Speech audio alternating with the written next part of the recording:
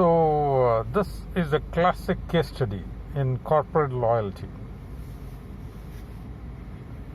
One of my mentees, who is a brilliant engineer with an MBA from a very reputed B school,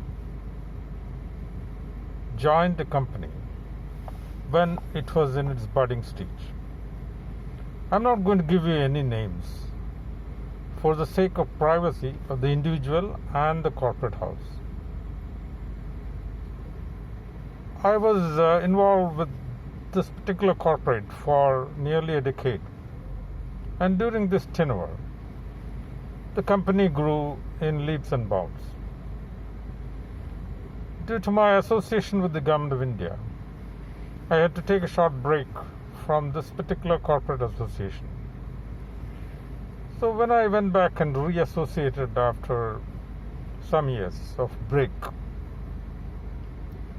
I could find my good old friend in a very senior position in that company.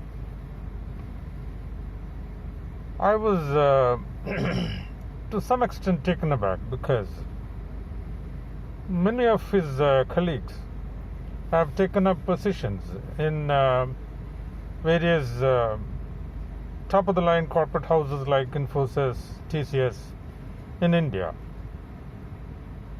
and risen to senior positions. My friend here was extremely loyal to the company he's working with. So I was trying to compare the career accomplishments of both these categories. His friends who joined large corporate houses and rose to senior levels, of course.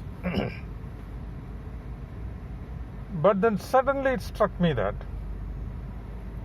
my friend in this particular corporate is much more accomplished than any of his peers. The simple reason is he has, along with the management or the ownership, singularly built a very strong food product brand, whereas his friends are just cogs on the wheel.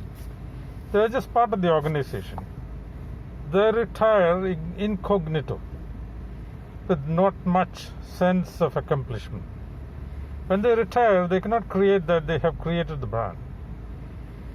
But my friend here, along with the ownership, can take full credit for creating a leading food product brand.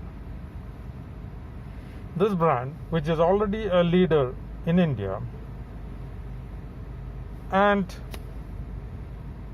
exporting to something like 24 countries around the world, including US, UK, many parts of Europe and Middle East, is now headed to become a transnational company. It is now targeting all 200 countries of the world, and it's now extending its product portfolio to more than 500, which includes international product line like sauces, syrups, jams, etc.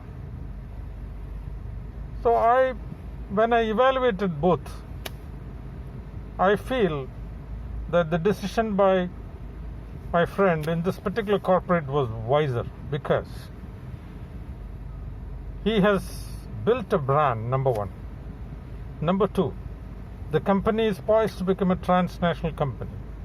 So obviously a senior position for one of these zones, most probably Asia Pacific, would be vested on him. And then his designation would be President Asia Pacific Zone, which is a huge, immense designation, which many of his colleagues cannot even dream of. So overall, I feel his decisions were wise and his loyalty is well rewarded. This is indeed a case study in corporate loyalty for all youngsters who come out with MBAs. A classic case. It is said you must grow where you are planted, and if you grow well where you are planted, sky is not the limit. You can go well beyond. And I have a classic case study in front of me. Thank you very much.